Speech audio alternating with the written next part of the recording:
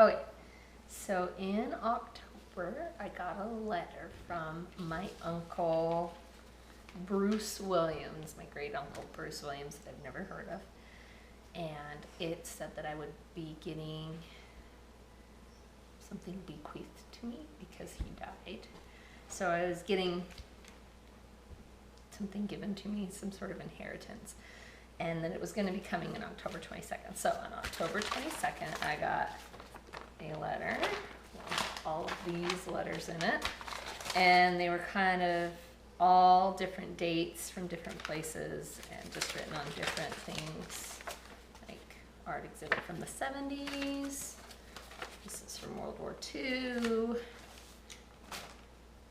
Maybe not World War II, Russia though. A Chinese restaurant? No, this is the Italian restaurant. Some old spelling list. This one was from a marathon, and it's addressed. Its date was 1954.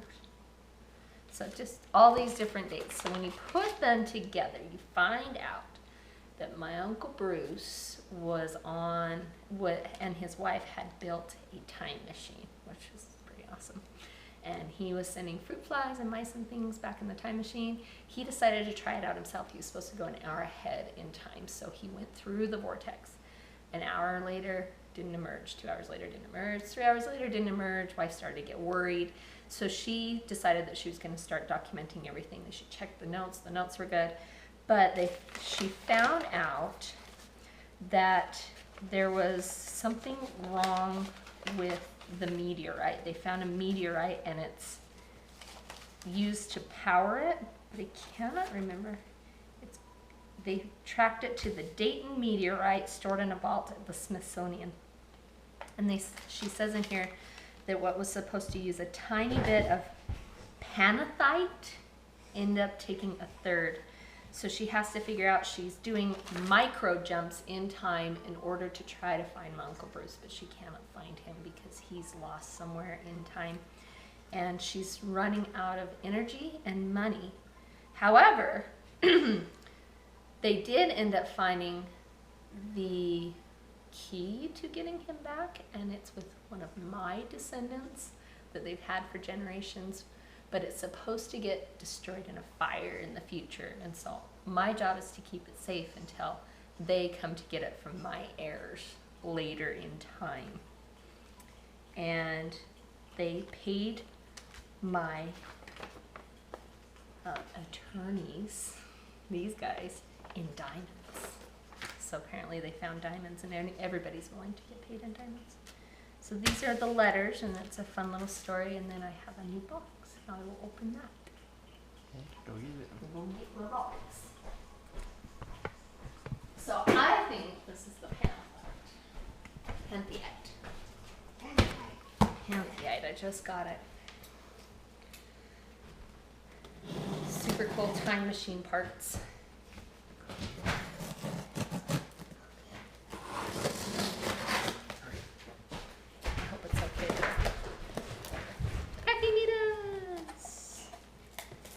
That's a cool wood box. My attorneys wrote me another letter. My attorneys are in Canada, by the way. Client, Dr. Jules Williams. I don't even know who that is. To be mailed to me on 7/12/15. So that it's really late getting here. Security indicates that crate was accessed by unknown party on July 3rd, 2009. Close inspection shows the possibility of minor tampering, but due to lack of minute detailing and records of original condition, it is impossible to be certain. Crate remains sealed, and we have no instructions to open it. No other security breaches recorded on that crate. So I got a cool crate. This is gonna make a mess pulling it out. Hey, how'd you know I need a hammer? I need a hammer. This is super cool. Cut the tape on the sides and then fold it. Oh yeah, I can do that. It's got a lot of Peanuts. This is really super cool.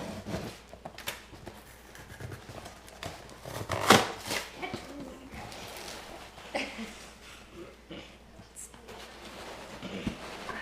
have room. I'll just have to sleep them up. Quantico Creek, 2001. 2001? Dr. Jules Williams, Quantico Creek, Prince William Forest Park, 2001. Is this why she needed the hammer? I wish I had my first letters because it. Just pry it open. Yes, I'm trying Get to a just pry it screwdriver, open. a I flat need a screwdriver. screwdriver, bud. I don't think she. No, I need a screwdriver. Oh, Did you get it? I think I got it now. Where go? I told her. Well, I told you. I think she's gonna be a box with a letter in it and a box with a letter in it. I don't know. There is a letter in it. There it is. Report of radiocarbon dating analysis from the Smithsonian Radiocarbon Dating Laboratory. It kind of has a smell to it too. It just smells like wood and stuff. I don't know if more in there. Chemically preserved wood.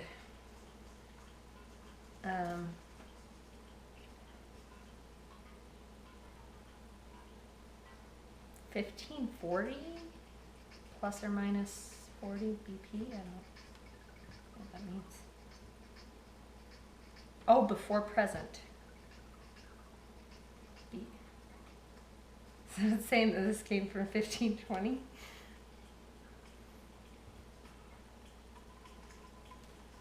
Or 1540, I don't know.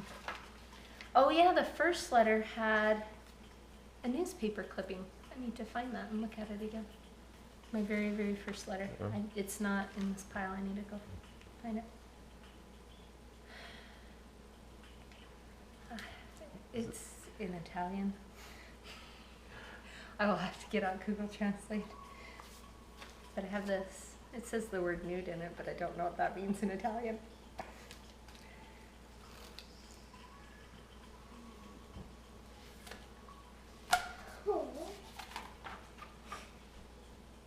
It's a scram sheet.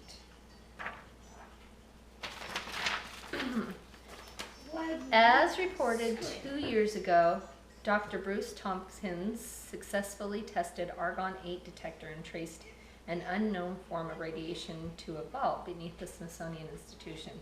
Today marks the culmination of work by Dr. Bruce Tompkins and Dr. Angela Tompkins. Present was Dr. Bruce Tompkins and Dr. Angela Tompkins. So maybe my uncle's not Uncle Bruce.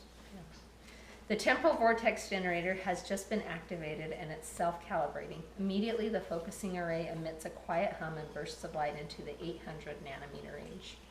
The sound is rapidly mounting in pitch and the operation is proceeding without error. Both doctors display heightened emotional states. I bet they're excited. The humming is now past the range of human hearing.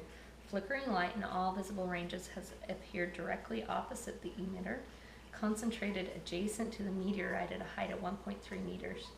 The light expands in diameter at a rate of 3 millimeters per second with, I don't know what CW rotational velocity steady at 0.83 revolutions per minute. Maybe clockwise. Probably clockwise. Activation appears successful. The toroidal vortex is stable. Oh! This is him making the time machine vortex that he jumped into. Okay, cool. At a diameter of 2.4 meters wide and is positioned as calculations predicted. Recording paused. Insect and animal tests completed successfully. This is what she's talking about in the letters.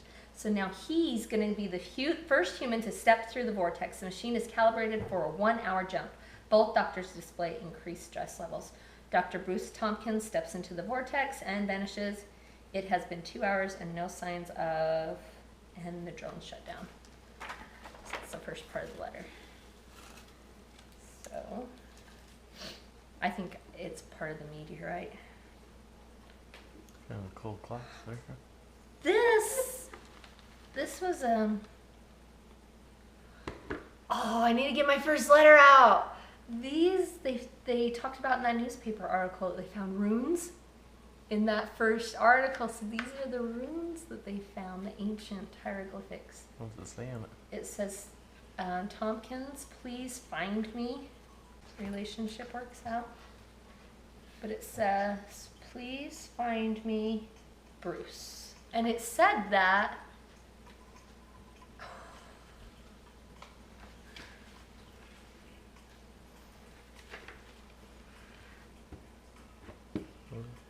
it's like a star map. No, those are craters on the moon. Or are they stars? There's stars there. They're metal. Cool. That's Sure. super cool. Show it to the camera. It looks like, to me, it's definitely planetary, some sort. That's really cool.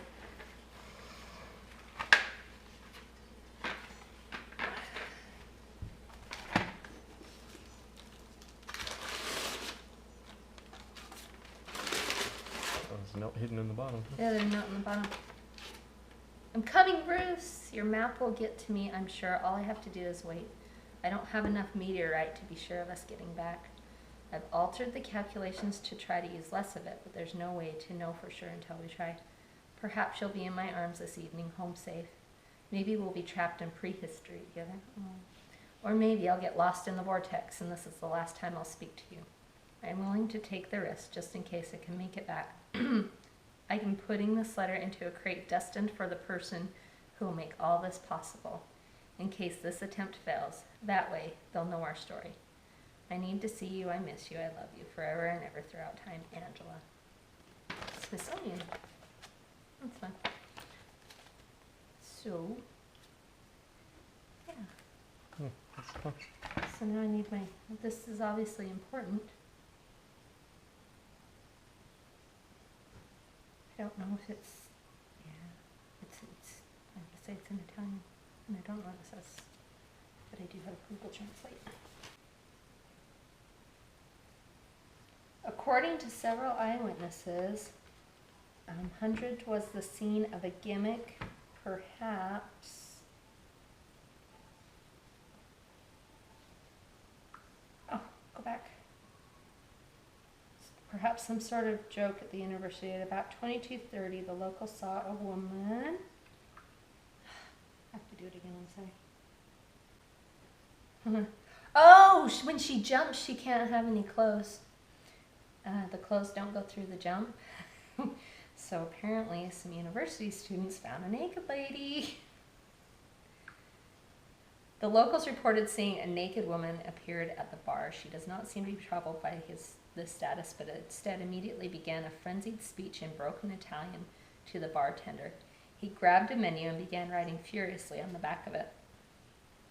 Once he was done, she begged the bartender to put the menu in the mail. Oh, that's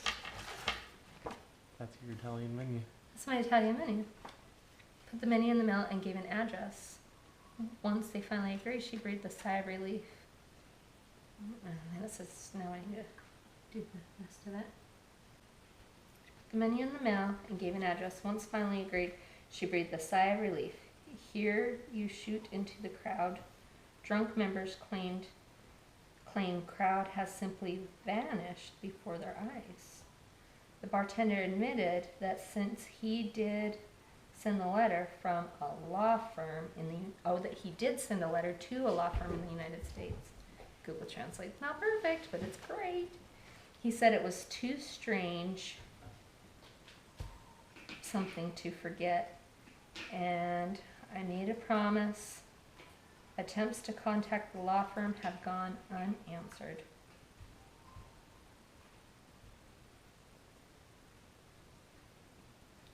Huh.